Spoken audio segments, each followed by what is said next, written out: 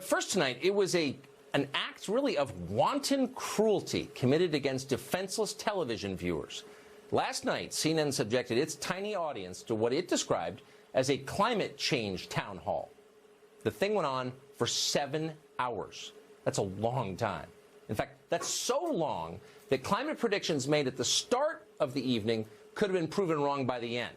An entire species of polar bear might have become extinct by the third commercial break. It's a long time.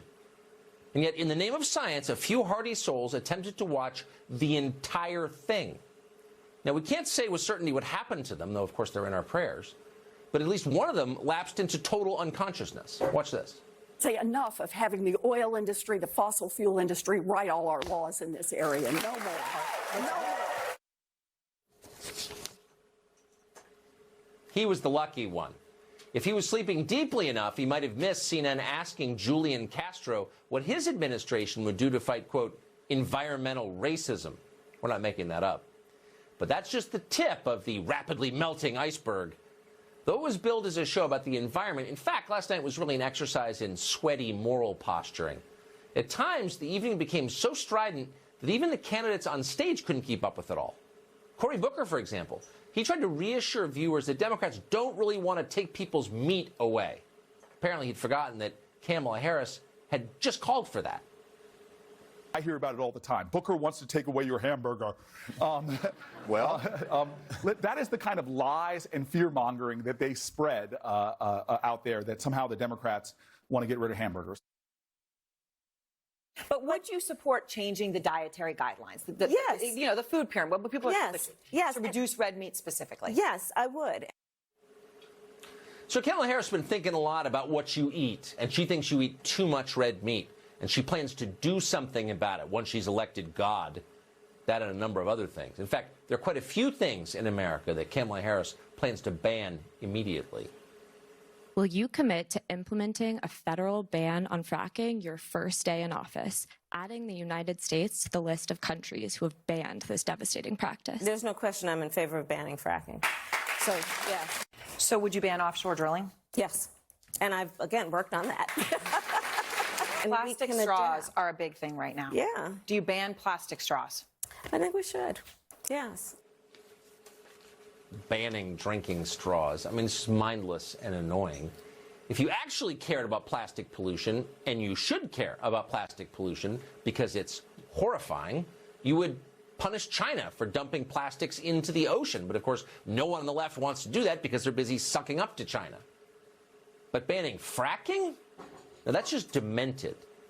Our energy sector is the single most successful part of the entire American economy. It's one of the only things propping up our trade balance right now.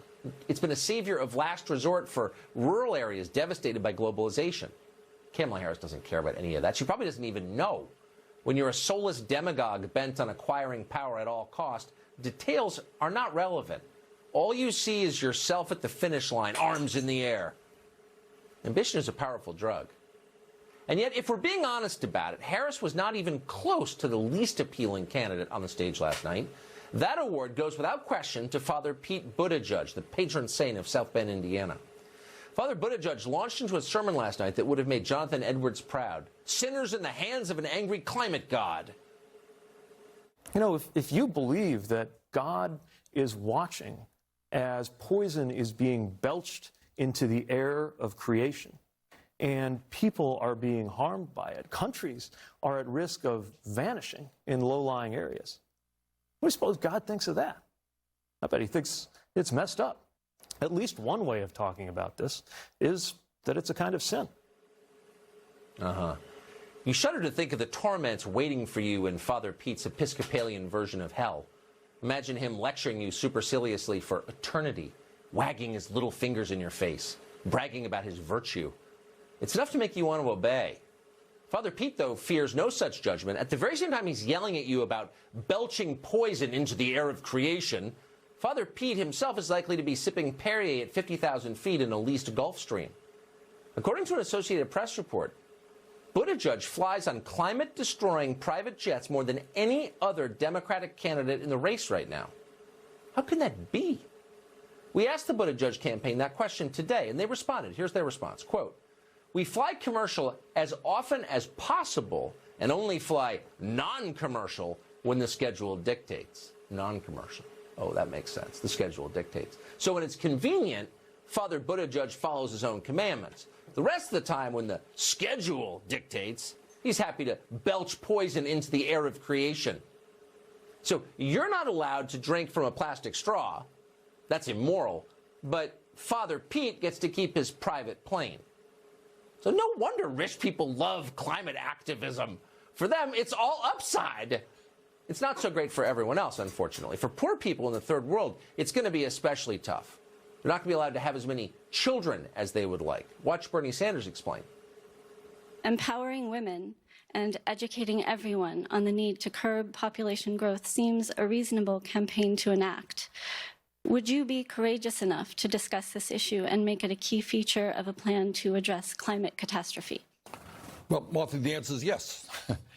And the answer has everything to do with the fact that women in the United States of America, by the way, have a right to control their own bodies and make reproductive decisions. And the Mexico City Agreement, which denies American aid to those organizations around the world that allow women to have abortions or even get involved in birth control, to me is totally absurd.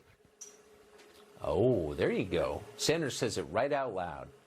The Africans are having too many babies. We're going to have to make sure those Africans have more abortions. We're going to pay for African abortions.